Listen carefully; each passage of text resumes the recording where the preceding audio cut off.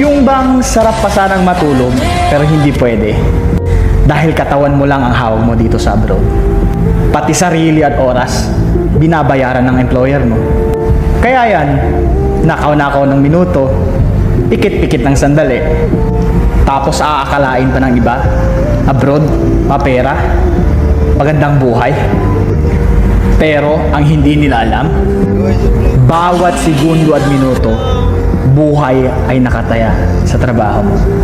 Kaya mga OFW, palaging ingat, much love and God bless. Paano ni siya kini kuan?